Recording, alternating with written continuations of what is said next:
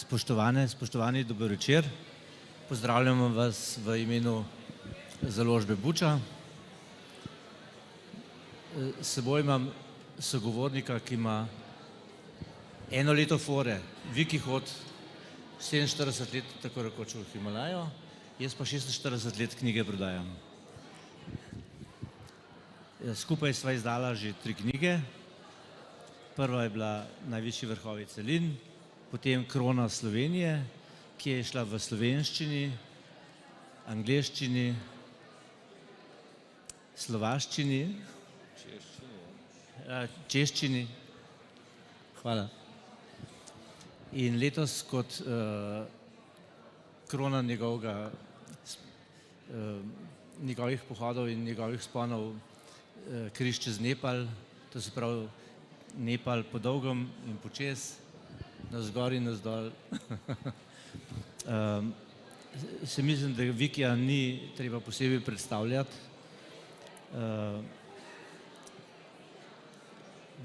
Da vas samo spomnim, da je,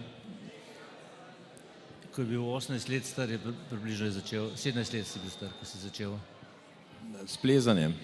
Ja, ne, že precej prej, tam 6. razred osnovne šole, mislim, sem je star takrat 12-13 let. No, še... Jaz sem bil star 4 leta, ko sem šel prvič po plezalni poti na Grmado, ampak to ne šteje.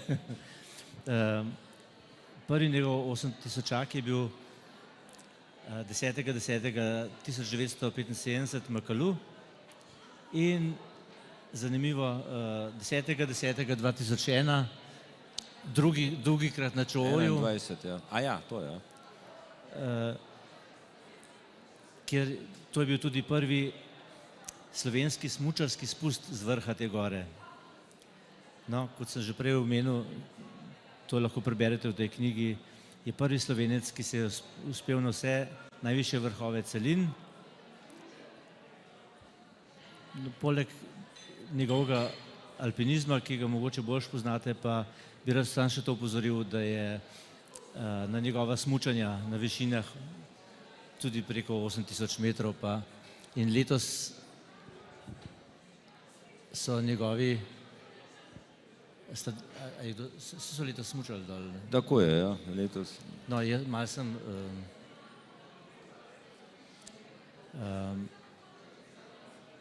No, danes sva tukaj zato, da vam Viki predstavi knjigo Križ čez Nepal. Bi ga kar prosil, da malo pove o tem, kako je doživljal ta leta in kako mu je Nepal zlezel pod kožo. Ja, hvala lepa za prijazen uvod. Res je, danes sem tule zato, da predstavim vsebino tele knjige, vendar sem bolj vizualni človek, zato imate tule še 2 ekrana, na katerih se bojo vrtele še malo slikce, ki jih večina prepoznate, da so seveda narejene v Nepalu. Nepal je poleg Slovenije brez dvoma najljubša dežela na svetu zame. Veliko sem v njej najprej bral, torej skozi knjige sem prišel do njega, relativno zgodaj sem se začel ukvarjati s planinstvom oziroma kasneje seveda z alpinizmom in po 9 letih kar trdega gorniškega življenja mi je uspelo priti celo v to zame takrat jasno absolutno obljubljeno deželo zaradi knjig, zaradi tega, ker sem vedel, da tam pač stojijo najvišje gore na svetu. Tisto, kar so bile za ostale športnike, recimo olimpijske igre, so bile za nas alpiniste Himalaja, ampak vendarle, to so bili popolnoma drugačni časi. To so bila 60. leta prejšnjega stoletja, ko sem jaz seveda te slikce iz Nepala gledal lahko še samo v knjigah ali pa v nekakšnih filmih, ampak po 9 letih zelo takega trdega gorniškega življenja se mi je pa zgodilo tisto nepredstavljivo. Postal sem najmlajši član 6., takrat smo jih še šteli, jugoslovanske himalajske odprave, ki je imela za cilj splezati na Makalu, 5. najvišjo goro sveta. Tole je tak meni zanimiv posnetek, kajti to je moj prvi dan v Nepalu, daljnega avgusta leta 1975. Do danes se nisem kaj dosti spremenil, mogoče se danes delaj malo slabš počutim, drugače bil pa še čisto enak, kot sem bil na slikah. Začeli smo tako, da smo pravzaprav skoraj od meje začeli hoditi do vznožja naše gore. Ta pohod je trajal, lahko rečem, 18 dni. To je bilo takrat za Nepal nekaj popolnoma normalnega ali pa značilnega. 3 tedne hodiš, da prideš sploh do vznožja gore. In kakorkoli prvič in tudi še pred enim mesecem, ko sem se vrnil z odprave ene zadnjih v Himalajo, si še zdaj nisem čisto na jasnem, kaj je lepši del odprave. Ali je tisto plezanje, težko, zahtevno in nevarno, ali pa je to hoja do vznožja gore. Kajti takrat seveda si mehen bolj sproščen, predvsem pa imaš več časa za opazovanje okolice, čeprav je včasih malo neprijetna kot tele pijavke v višinskih džunglah. Predvsem se pa nekako postaviš ta stik z domačini, z deželo kot tako, torej samo pokrajino, z njihovim načinom življenja. In tisto, kar je bilo pomembno, že na prvi poti sem spoznal, najsi smo še tako dobri plezalci, mi tudi plezati ne bi mogli začeti, če ne bi bilo domačinov, ki so nam to našo opremo, hrano, vse, kar smo potrebovali, prinesli do vznožja gore. In že takrat se je začel ta prvi navezovanje ali pa prvi bolj osebni stik s temi ljudmi. Tudi zato, ker so, kljub temu, da naš jugoslovanski standard ni bil ne vem kaj v svetovnem merilu, pa smo bili za Nepalce pravzaprav pravi bogataši in mogoče smo tudi zaradi tega tako radi v Nepal hodili, saj tam smo bili finančno nekako frajerji, smo se sami sebi zdeli. Ampak kakorkoli, samo plezanje na 8000 metrov visoko goro je zgodba popolnoma zase. Spomnim se tega, da takrat nisem razmišljal o tem, da bi prišel na vrh gore, ampak predvsem je šlo za to, da ne bi razočaral vodje odprave legendarnega Aleša Kunaverja, ker mi je zaupal in me vzel v odpravo. Ampak morda je bilo ravno to razmišljanje tisto ta pravo, kajti po naključju je hotelo, da sva z Ivčem Kotnikom kot tretja naveza 10. oktobra 1975 uspela stopiti celo na vrh Makaluja. Mimogrede s seboj, tisti starejši veste, imam slovensko zastavo, ne jugoslovansko. Jaz sem že takrat vedel, da se bomo osamosvojili in sem že takrat nosil to zastavo s seboj. Jasno nakladam, da bolj ne bi mogel biti. Takrat nismo niti ločili tega, katera je slovenska, katera je jugoslovanska. Jaz sem osrečil, da sem slovensko zagrabil in se zdaj lahko tule malo važim. No, še bolj pomembno je bilo to, da je ta smer še danes, lahko rečem, ima svojo ceno, je na nek način odmevna v svetovnem himalajizmu, tole je celotno moštvo. Bolj zanimivo je bilo potem potovanje domov, ko smo odhajali, sem bil jaz zase prepričan, da sem zajel to himalajsko znanje z veliko žlico, da zame tam ni več skrivnosti in da sem skratka car. In kot je običajno pri 23 letih, ne bi se mogel bolj motiti, kot sem se. 4 leta kasneje smo se lotili gore gora, Everest, ki ga tule vidimo, pravzaprav z vrha Makaluja in je malo tako nenavadne oblike, ta velika bela gmota. Vse skupaj se je takrat ponovilo, samo še v bistveno večjem ali pa v širšem smislu. Namesto 350 nosačev smo jih morali imeti kar 820 ton opreme, torej 800 nosačev je preneslo to do vznožja gore. Spet potovanje dolgo 18 dni in logično je, da je ta povezava med menoj in Nepalci bila še toliko večja. Dosegli smo višino, osupljivo za evropske razmere, 5350 metrov, tam je šele vznožje gore, tam smo si postavili bazni tabor, potem pa začeli podobno kot na Makaluju plezati novo prvenstveno smer, kar v himalajizmu pravzaprav največ pomeni. Ne to, da ponoviš to, kar je že kdo naredil, ampak je treba poskusiti kaj novega.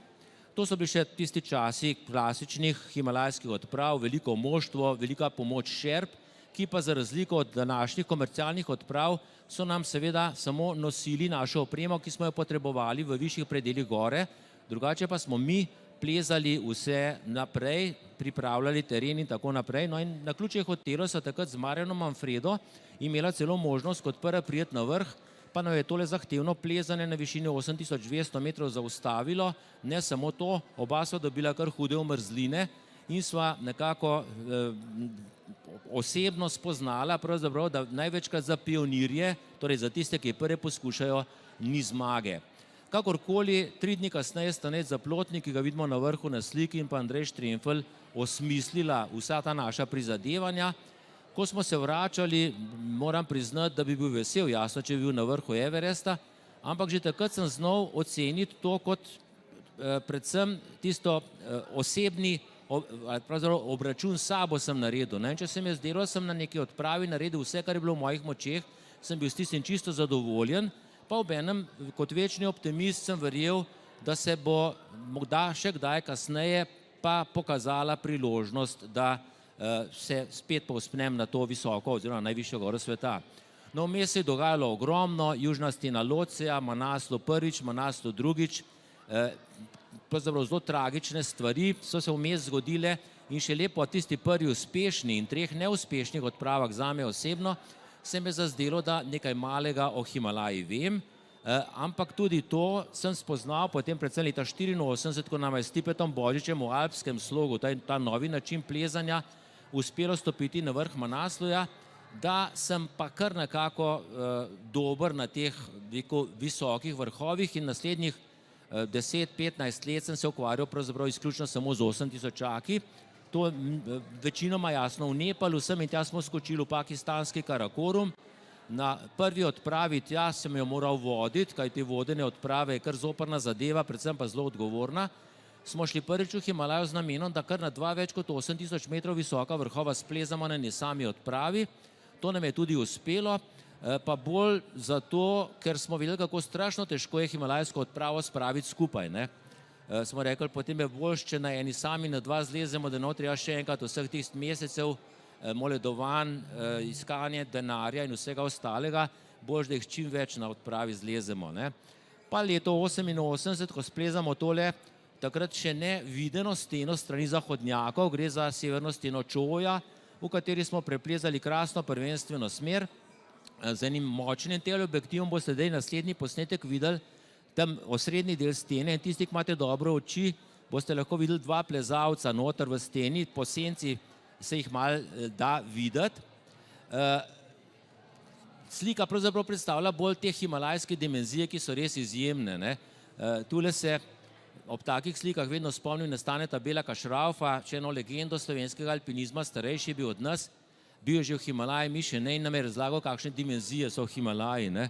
In je rekel, fantje, tam so pa, to so take gore, tako visoke, tam si pa tako zgubljen, tako majhen si tam sredi njih, kot pokojnina, je rekel. In seveda smo ga vsi tako debelo gledali, ni nam bilo čisto jasno, kaj nam hoče povedati, ampak je zadnjih 5-6 let točno vem, o čem je takrat govoril. Še eno leto kasneje mi je uspelo splezati na Everest in Lhotse prav tako na eni sami odpravi, pa potem še na Šiša Pangmo, edini 8000-čaki stoji povsem v Tibetu, tako da mi je takrat v času razmaku manj kot enega leta uspelo splezati na 4 več kot 8000 metrov visoke vrhove. Takrat se mi je to zdelo imenitno, danes jih menda plezajo še veliko hitreje, ampak takrat v tistih naših časih je bilo tako, da si za posamezno dovoljenje, za vzpon na neko goro čakal leto, 2 ali pa celo 3. No, potem je prišla na vrsto Kanchenjunga, 3. najvišji vrh na svetu, pa obenem najmogočnejši 8000-čak. Spet smo hodili 3 tedne do njegovega vznožja. To pripoveduje te dolge poti, zaradi tega, ker je to v končni fazi zelo pomembno za tole knjigo. Ko smo prišli seveda do vznožja gore, je bilo za nami že ogromno nekih dni hoje in seveda spoznavanja vzhodnega dela Nepala, kar je bilo zame še dodatno zanimivo. Potem smo se pa lotili seveda spet vzpona na samo goro. To je bilo tik pravzaprav pred našo osamosvojitvijo. Naš cilj je bil splezati kar na 3 od 4 teh vrhov Kanchenjunge, vsi so visoki več kot 8400 metrov. S Stipetom Božičem, nekako mojim takrat že kar stalnim soplezalcem v Himalaji, sva se odločila za glavni vrh in ga potem tudi 1. maja dosegla. To je bilo tik pred našo razpadom Jugoslavije in slovensko osamosvojitvijo. Na vrhu, ko sva pač se posnela, je Stipe že mahal s tisto svojo slavno šahovnico, torej z novo zastavo.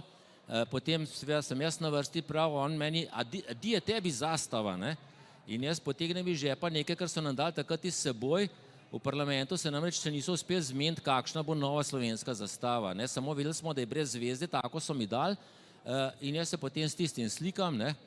In potem, ko pridemo domov, ugotovim, sem se na vrhu slikal z rusko nacionalno zastavo, kar je zdaj v tem času invazije na Ukrajino še dodatna blamaža. No, tako da upam, če bomo še kdaj menjali zastavo, apeliram na morebitne politike med vami, da se pravočasno zmenite in da nam date prave zastave s sabo. No, to so te 3 smeri, ki smo jih naredili na goro. Verjamem, da bi bila to najuspešnejša slovenska odprava vseh časov v Himalajo, če se ne bi zgodila tragedija. Pri ponovitvi vzpona na glavni vrh sta na žalost na tej odpravi umrla Marija Frantar in Jože Rozman. Potem seveda smo splezali še K2 leta 1993, pa Napurno leta 1995 in po 20 letih Slovenci postali 9. nacija, ki je uspelo splezati na vseh 14 več kot 8000 metrov visokih vrhov, kar je lep podatek, ampak v bistvu statistični. Ne? Gre za to, da mi plezalci predvsem želimo na gori, na katero plezamo, narediti nekaj novega. In tukaj smo bili pa Slovenci res zelo uspešni, lahko rečem, da smo na vse vrhove splezali ali pa na večino, no, po prvenstvenih smerjeh v alpskem slogu ali pa z nekaterih celo smučali, kot na zadnjega, ko sta brata Karničar opravila prvi smučarski spust iz te mogočne gore. Ob tem, da smo splezali vse vrhove, se seveda naše zanimanje za Himalajo niti slučajno ni končalo, ampak smo začeli iskati še nove cilje. Z Davom Karničarjem leta 1996 naredimo prvo smučarsko odpravo na Everest, pa se je na žalost končala neuspešno z omrzlinami. Isto leto sem pravzaprav peljal družino Nejca Zaplotnika na njihov grob. Nejc se nam je ponesrečil na odpravi leta 1983 pod Manaslujem. Potem pa so prihajali novi in novi zanimivi cilji. Leta 1998 recimo kadrovska odprava na Davlagiri. Takrat nisem bil že več najmlajši član odprave, ampak veteran, ki je skušal mladim plezalcem nekako prenesti to himalajsko znanje, in mislim, da sem bil takrat kar uspešen, kajti eden od tistih mladih perspektivnih članov odprave na Davlagiri sedi tule med nami, mogoče kao te bolj prepoznali kot Tadeja Goloba, pisatelja Kome, ki jo bo predstavil, mislim, da ob 7, ampak vendarle tamle je, če val pomaha z roko, to, da ga vidimo. Skratka, to je moj učenec iz Davlagirija, da boste vedeli. No, tule je ekipa, Tadej mislim, da se bo našel tam nekje, mislim, da je skrajni na desni, v tistem rumenem jopiču, pa še kopica ostalih fantov, ki so kasneje veliko, lahko rečem, naredili v Himalaji. Ne? Na Davlagiri, kot pravim, lepi spomini, mojih, rekel, idej, kaj bi se še dali zanimivega narediti v Himalaji, še ni bilo konec. Leta 2001 sem smučal z 6. najvišje gore sveta, torej iz Čooja, še ena taka želja, stara 20 let ali pa 30, no, ko se mi je zdelo, da če ni več možnosti, pa se je zgodilo, tako da v življenju kar verjamem, da če trdo delaš za eno stvar, se bo prej ali slej tudi uresničila. No, potem sem pa po tem smučanju iz Čooja, do takrat sem bil tako rekoč himalajsko blazen, v tem smislu, da je mogla biti gora visoka najmanj 8000 metrov, sem pa začel spoznavati, so tudi nižje, lahko zelo lepe, zelo zanimive. Splezal na nekaj vrhov, ki so bili prvič usvojeni, kot recimo Pari Lapča leta 2003, ne zato, ker je bila toliko težka gora, ampak zato, ker je bila sveta in zaprta za plezalce, pa so je leta 2003 v počastitev 50-letnice Everesta tistim, ki smo bili na njem, nekako odprli in rekli, da lahko splezamo na njo in si ni bilo treba dvakrat reči. Potem pa jasno, kar naenkrat spoznaš, da je nižja Himalaja izjemno lepa, bistveno manj nevarna in seveda tudi dosti cenejša. In takrat sem začel tako rekoč na novo uživati v Himalaji, plezati potem samo še na take malo nižje vrhove, predvsem pa raziskovati deželo kot tako. K temu je malo pripomoglo še dejstvo, da sem za televizijo Slovenija snemal oddajo oziroma serijo Velikani Himalaje. Mimogrede tudi kdaj peljal ženo in sina v tiste moje konce, kjer sem se zelo dobro počutil, in ravno tam nekje okoli leta 2012-13 mi je pa nenadoma prišlo pravzaprav na misel, kaj pa če bi jaz te vse svoje poti po Nepalu povezal na tako smiselno celoto. Ogromno sem že prehodil, zdaj pa tiste konce, ki jih nisem, in nekako takrat, torej še leta 2012 je nastal načrt imenovan Križ čez Nepal, ki naj bi me oziroma moja osnovna ideja je bila, da prav vsak meter te dežele ali prehodim ali pa preplezam. In potem sem začel s takim velikim užitkom, kot se reče, flikati tiste stvari, ki še niso bile narejene, predvsem v tem srednjem in pa vzhodnem delu je bilo vse, zahod je ostajal še popolna neznanka in seveda, ko imaš enkrat pa cilj, ne, da bi to res vse naredil, so pa poti do njega bistveno krajše. Ne. In tako sem potem obkrožil še Manaslu, zelo lepo pod svoje tragično goro za nas Slovence. In ko smo ravno bili na eni lepi poti po Ganeš-Himalu, kjer gore ne presegajo niti 5000 oziroma 6000 metrov, z menoj so bili še 3 alpinistični kolegi, sem bil prepričan, da bo to ena lepših poti, bolj takih mirnih in prijaznih, ki jih bom opravil v Nepalu, niti nobenega vrha nismo imeli v Paci, kot se reče, da bi ga splezali, ampak samo do 4000 metrov višine bomo šli. Vsi smo bili izurjeni, pripravljeni, ni bilo treba skrbeti drug za drugega.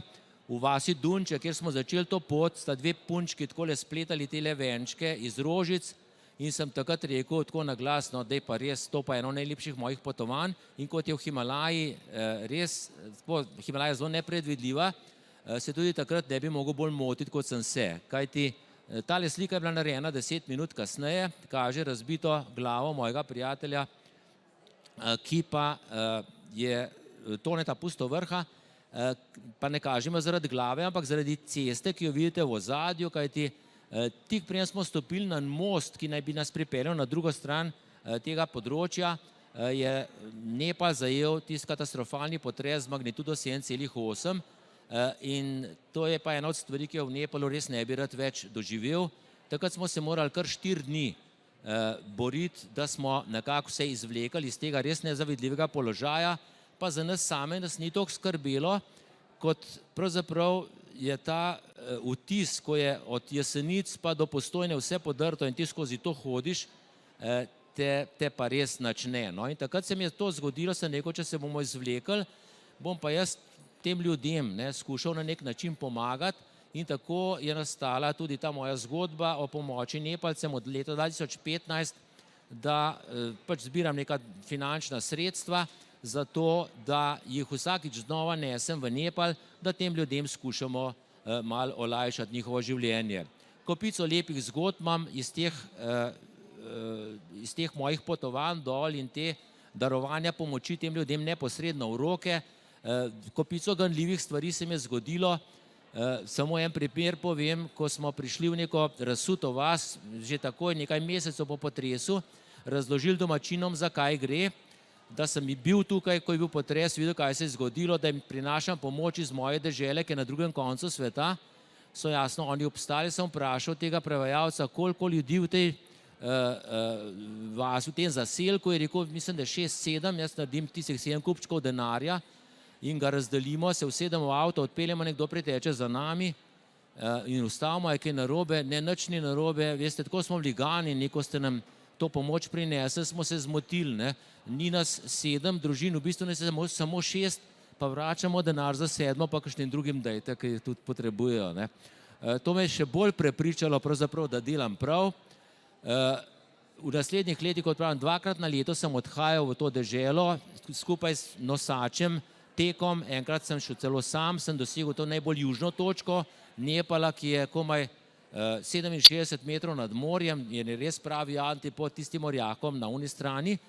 Po drugi strani sem pa potem je ostal pa samo še zahodni Nepal, ki pa je turistično pravzaprav, ampak res nepopisana črtana, oziroma nepopisan list, prava tabula rasa, kjer pa smo v naslednjih 3 potovanjih čez ta zahodni del pa doživeli tisto, kot da bi se preselil v srednji vek. Ljudje še živijo res po tistih prvinskih načelih, otroci so sicer jasno enako radovedni kot drugje, da zgradijo takale hišo, pridejo mojstri iz 2 vasi, da jo postavijo, drugače pa čisto vse, kar potrebuješ, moraš jasno nositi s seboj.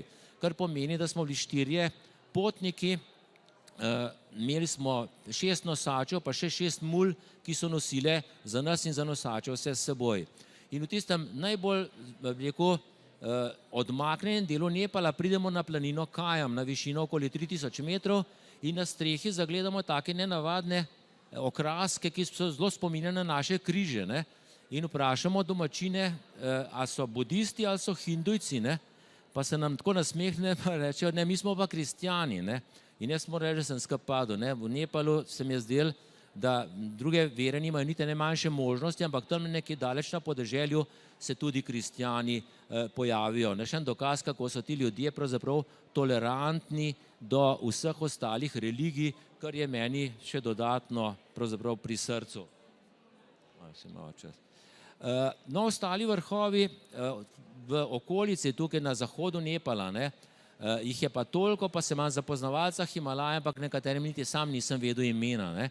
Tako da smo potem iz zemljevidi ugotovili, da je tam še na desetine, da rečem na stotine imenitnih ciljev, na katere se bi bilo dobro iti, narediti odpravo, jih splezati, predvsem za tiste plezalce, ki si želijo samote, miru ali pa najti še kaj neraziskanega. Drugo potovanje je bilo proti jezeru Rara, to je tako ogromno jezero, tak naravni rezervoar vode, daleč na zahodu, kamor sicer na začetek poti lahko priletiš z letalom, ampak že glavna policijska postaja na letališču je tamle v tisti utici, vam najbrž pove, kako potem izgleda celotna pot naprej. No, prišli smo potem na podoben način, ne, z gonjači, mul in z vsem ostalim do jezera Rara. Predstavljate si Bohinjsko jezero na višini 4000 metrov in gore v okolici ne segajo 2000 metrov kot v Bohinju, ampak 6000 in 7000 metrov visoko.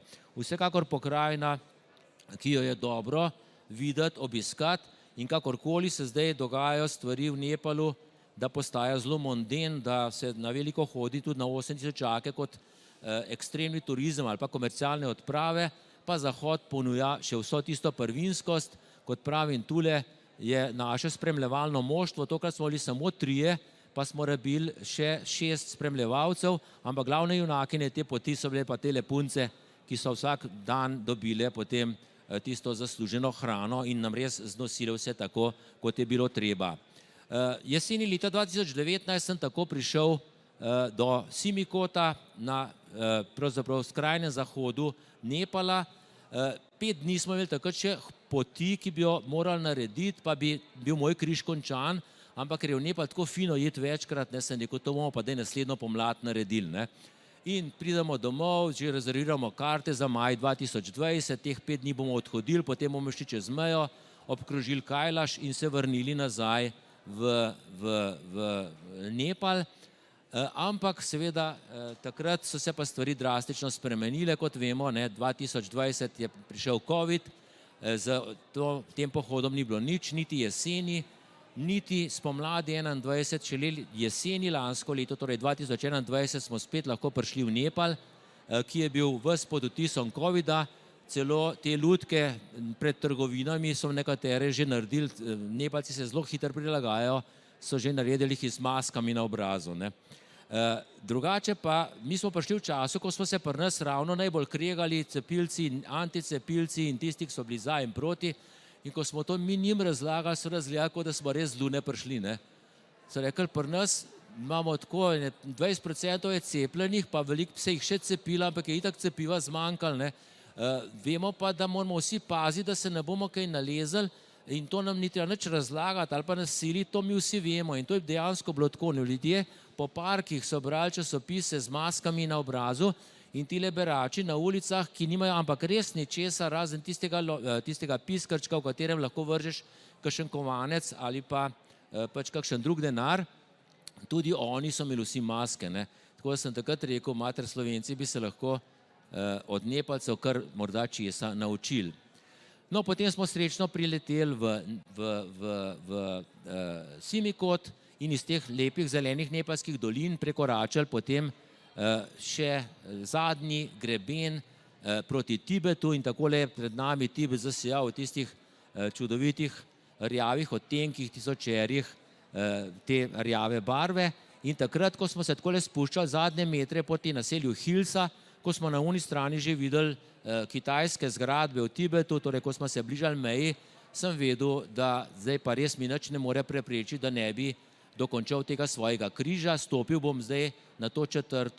točko, torej najbolj zahodno tega mojega križa in naključje je hotelo, da sem tja stopil 12. oktobra lanskega leta. 10. oktobra leta 1975 pa sem bil na prvi, najbolj severni, torej na vrhu Makaluja, in tako je ta moj, rekel, križ trajal točno 46 let in 2 dni, ne, tako se mi včasih stvari pravzaprav lepo izidejo in to je zdaj tisto zgodba, ki jo lahko najdete jasno v tejle knjigi, precej podrobneje razloženo, kot sem jo pa jaz zdaj uspel v teh relativno kratko odmerjenih minutah, ampak sva pa še kar v gabaritih, samo tako, da brez panike, ne. Morda se bo kdo vprašal, kaj zdaj, ne. Zdaj je pa to tisto, ne, od domačih in vseh so se silno oddahnili, da zdaj pa mogoče sem res zaključil z vsem, kar sem mislil narediti v Nepalu, ampak temu ni tako. Sam lahko rečem zase, da me je Nepal zelo preobrazil, ne, iz tistega, rekel, adrenalinskega zasvojenca ali pa fanatika, plezalca, ki je hotel videti, doživeti in se preizkusiti v teh najvišjih gorah sveta, me je potem dežela sama in ti ljudje, pa ne nazadnje tudi pač leta izkušenj, so me počasi preobraževala v enega, kaj jaz vem, človeka, ki je zdaj star 70 let, ki bi moral postati že majhen bolj pameten ali pa ne nazadnje skoraj tako v narekovajih en modrec, ne.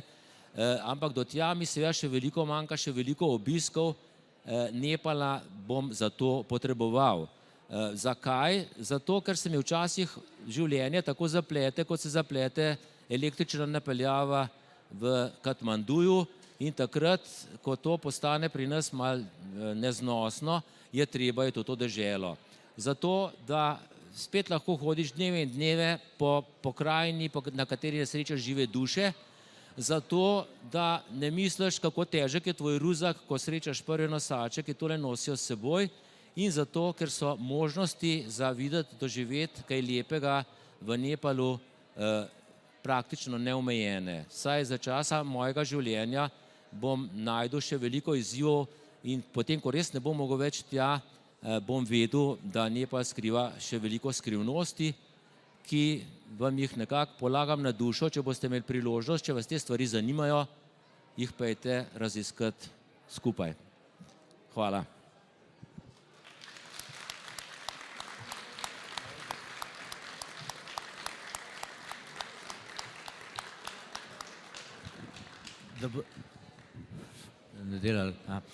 Da se boste malo sprostili za tega, ker je bilo to res tako intenzivno. Timing je bil tak. Timing. Bom za hec povedal, da mi je Viki prinesel 3 spominke iz večjih odprav. Ta prva je bila ta, to sem se najbolj smejal, to je molilni mlinček na fotocelico, tako da ni treba moliti, skratka, ker drsonček posije, se začne vrteti in je. Potem, tam je najbolj pri srcu, to je en tak amulet, moški ga imamo v levi roki, ženske pa v desni. Ne, ni nujno, gre bolj za lovilec gromov, se temu reče, ne. To je, če imaš to pri sebi, naj se ljudje še tako derajo nate, naj ti želijo še toliko slabega, nič ti ne more, če imaš to skozi pri sebi, ne. Ampak tudi ja, in tudi obratno, ti nobenemu nič ne moreš. Ja, ko pa ti hočeš koga iti nadret, pa to pusti nekje drugje, ne, pa ga potem laže, no. No in potem še ta šal, ne, ki ga dobijo, ki ga dajo Nepalci, ko prideš v deželo. Ko prideš k njim ali pa ko odhajaš z željo, da bi se spet vrnil, to je tako imenovana kata, sveti šal, ki te na nek način še veliko bolj naveže, no, na to deželo, tako da pa saj, kaj bi vam razlagal, pejte dol, pa boste to tudi vse videli in doživeli in dobili. Mogoče tudi z Vikijem, ne, če imate dosti kondicije. Naslednjih 20 let morda še, pa najte kakšnega mlajšega, da vas bo dobro. No, zdaj vas pa vabim, verjetno ima kdo kakšno vprašanje, Viki bo z veseljem odgovoril. Seveda.